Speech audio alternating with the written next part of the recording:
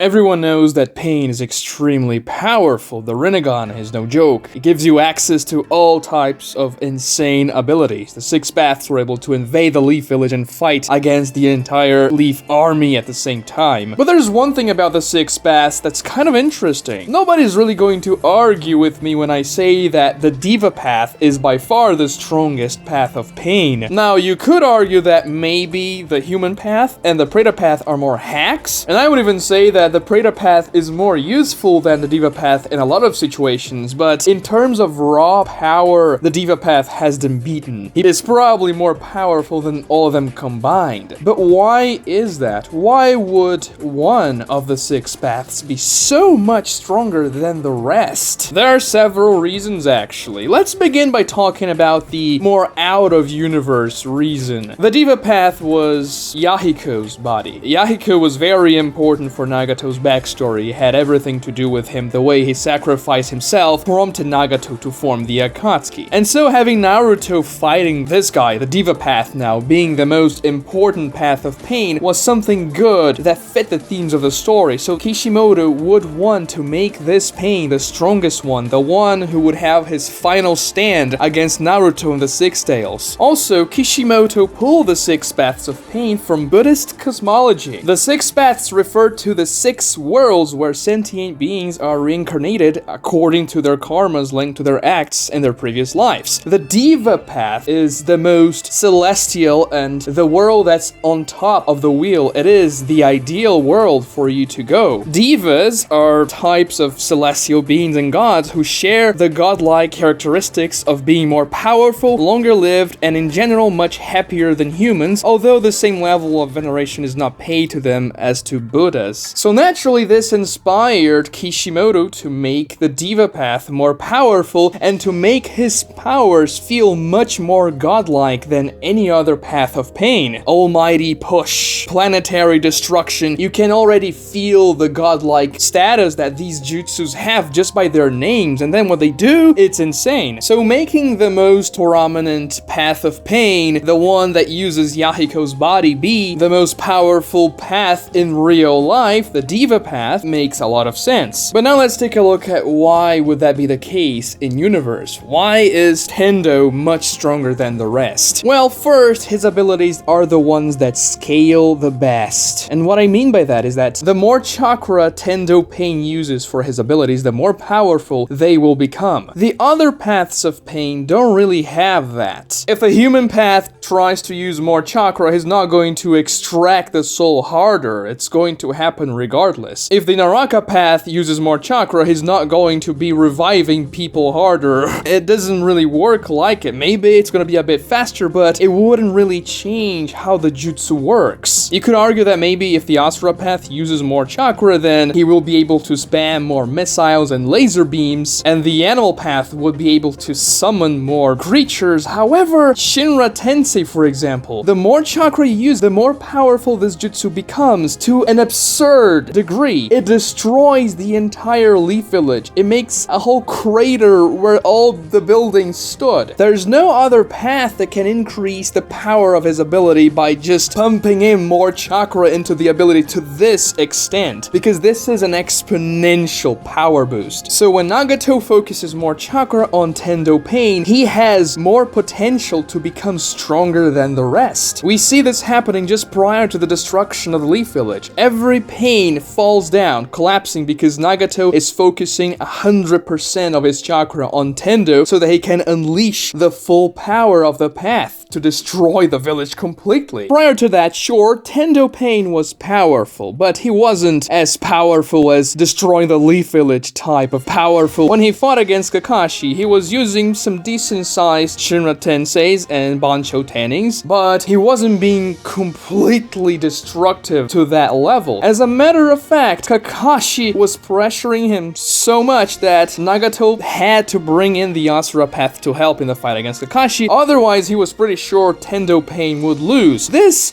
almost happened. If not by the Asura path tanking the Raikiri at the last second, Kakashi would have defeated Tendo Pain. And you can say that Choji and Choza were helping him by restraining him with the chains, but Kakashi came up with the entire strategy, and he even said, well, I had a plan for him, but now I'm gonna use you guys so I can, save some chakra. So we see that Kakashi had an idea of how to defeat Tendo Pain even without reinforcements. This serves to demonstrate that even though Tendo Pain has much more potential than the other paths, when Nagato is focusing his powers equally among the 6 paths, he is not that more powerful than the rest. Of course, he is more optimized to deal damage and counter a lot of different jutsus just by using Shinra Tensei, but the other paths can be powerful too, though they can be much more specialized. And that's also not to say that Tendo Pain doesn't have any weaknesses. Shinra Tensei, for instance, has a pretty glaring weakness. It has a cooldown of at least 5 seconds, and we know that the more powerful the Shinra Tensei, the bigger the cooldown's gonna be. When Tendo Pain destroyed the Leaf Village, he was in cooldown for a decent amount of time, so much so that when he started to fight against Sage Mode Naruto, Nagato had to protect Tendo Pain with a defensive formation because he couldn't use his powers, and he couldn't let Naruto take Tendo down at the beginning of the fight. But there's also another aspect, just beyond the abilities of the paths, that Tendo also seems to be much higher up than the other paths, which is just the raw taijutsu ability of the path. Tendo manages to press on against Naruto. When Naruto gets Sage Mode, it's much more one-sided on Naruto's side, but he still can compete against Sage Mode Naruto in taijutsu even though he loses. He's also able to dodge a Kakashi Raikiri. He's fighting against Kakashi the entire time. He fights against Jiraiya as well. Now, some of the other paths are also pretty good at taijutsu and they're strong, but others are very weak. For example, the first animal path that fought against Jiraiya was doing a pretty decent job reacting to him. He was able to summon the Panda Shield to defend against Jiraiya's hair needles. But the second animal path, the little girl, was much weaker than that. She wasn't able to do anything against Naruto. When Naruto tossed the first Rasen Shuriken, the other paths managed to scatter away and dodge the attack, but not the animal path. So the human path had to grab her and toss her away so that she isn't destroyed by the Rasen Shuriken. So Nagato chose which path to sacrifice in that opportunity. Also, the human path seems to be very capable at taijutsu and also being very stealthy. First, it was able to block Sage Mode Jiraiya's punch without any difficulty whatsoever, with a static parry, which is very difficult, especially when Jiraiya is supposed to be strong with Sage Mode and he casually blocks him. The human path also manages to infiltrate in between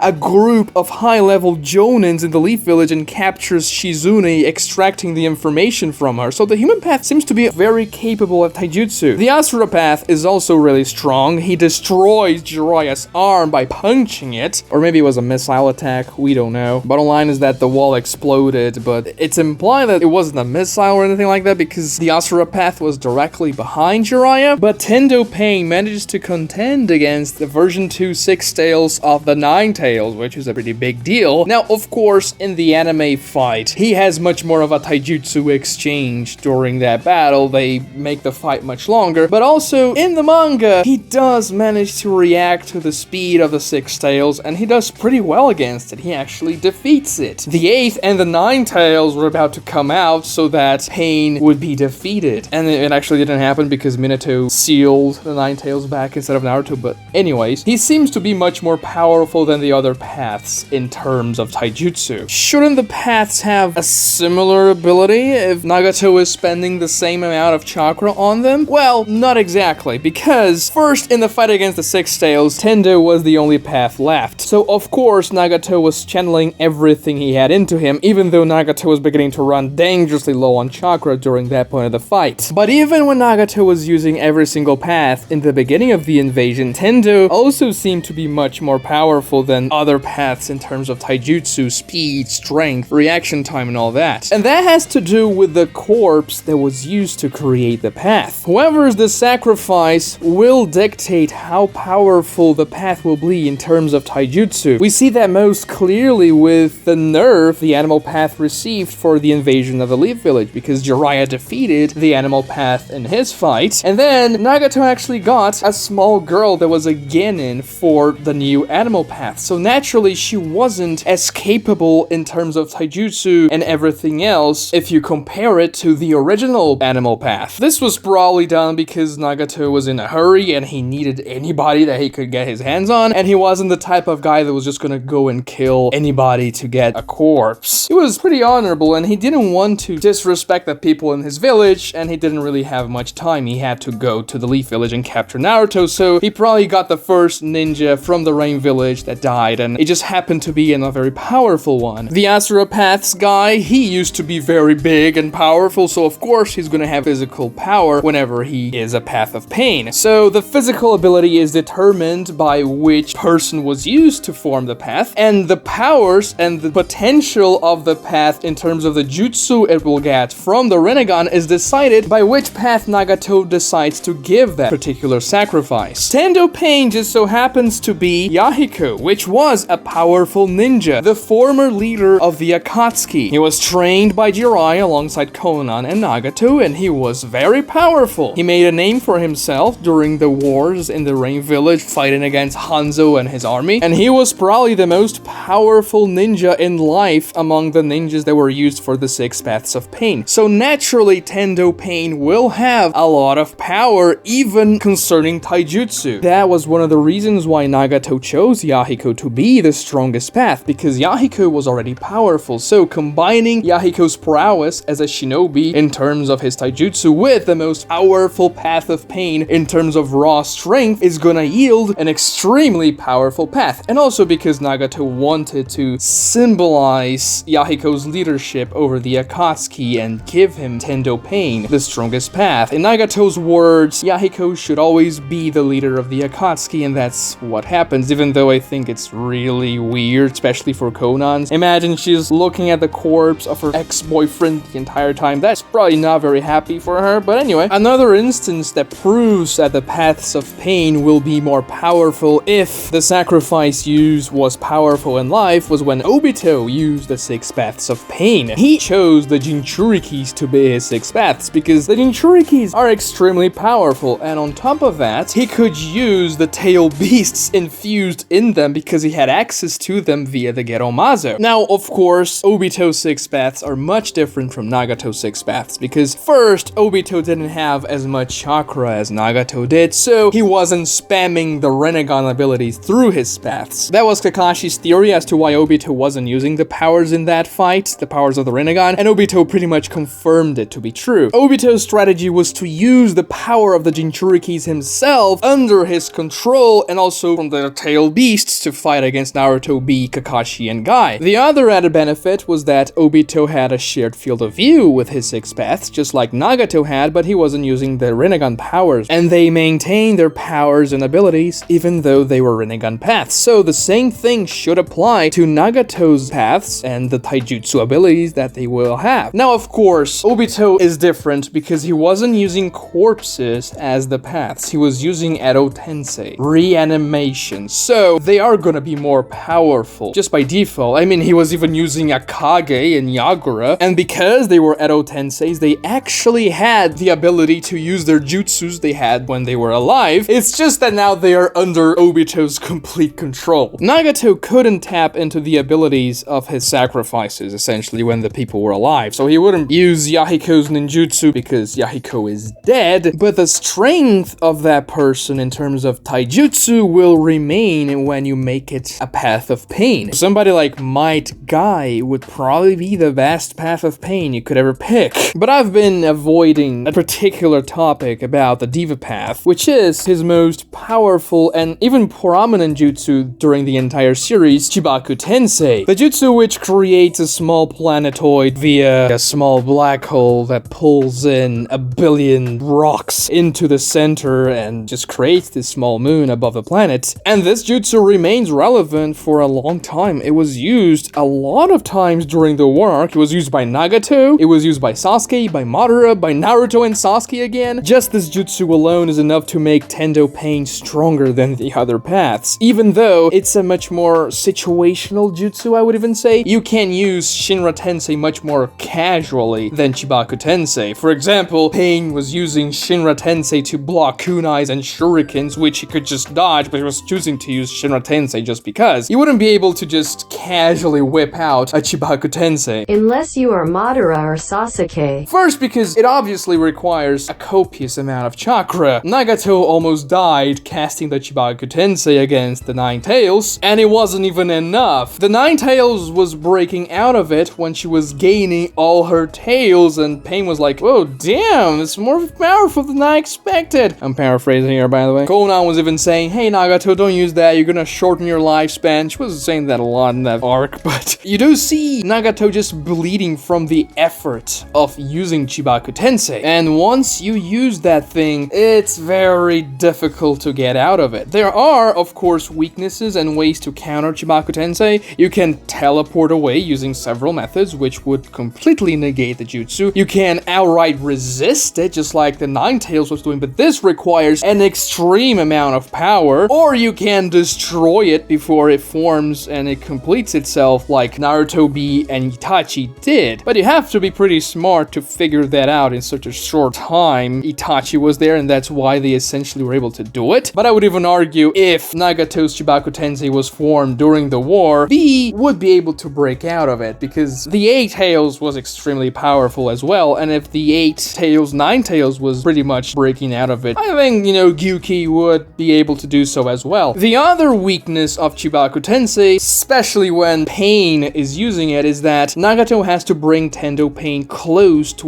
Nagato's real location. It's not like the other jutsus. This one, you have to really transfer an absurd amount of chakra. If you're talking about non-paths that use the Chibaku Tensei, this wouldn't be an issue. And there's the thing I want to point out about the escalation I was talking about before. This jutsu, Chibaku Tensei, scales a lot, and here you can see the true power of the Deva Path being used by real Rinnegan awakeners. The true potential of this Rinnegan path, when, for example, Sasuke manages to imprison every single tail beast by clapping his hands, and casually 9 Chibaku Tenseis rise up into the sky. You can also see how powerful this jutsu can be when Naruto and Sasuke seal Kaguya in that other dimension, creating a small moon. Actually, it was a pretty big moon. We don't know exactly how big that planet was, but it was definitely the biggest in terms of just sheer volume of a single planetoid. That one was also even more special because it used the sealings from Hagoromo, the moon, and the sun on Sasuke and Naruto's hands. It was a 6-path Chibaku Tensei, so we had extra buffs on top of it. And also, we see Madara using Chibaku Tensei just before he casts the Infinite Tsukiyomi. His planetoids are immense. If you compare them to the size of the tree, the divine tree, that huge thing, they are each about the size of a small country, and Madara casually summoned 20 or so. You couldn't really scale the other paths of Pain into this type of power. Can you imagine the Asura path, for example, shooting 1 billion missiles? I suppose you could maybe argue this is possible, but Chibaku Tensei is just that much more powerful. And it's essentially because there isn't a chakra cap to the jutsu. If you keep on pumping chakra and using Chibaku Tensei, and even Shinra Tensei for all that matter, it's gonna be more powerful. The more powerful the user, the more powerful the jutsu is going to be. Nagato's Chibaku Tensei actually looks pretty puny by comparison. Don't get me wrong, the first time Pain used Chibaku Tensei, that was extremely epic. The panel where you see the small planetoid and the hole on the ground underneath it from the earth, it was drained and sucked into the center of the Chibaku Tensei. That shot is amazing. It's glorious. But then you see what can also be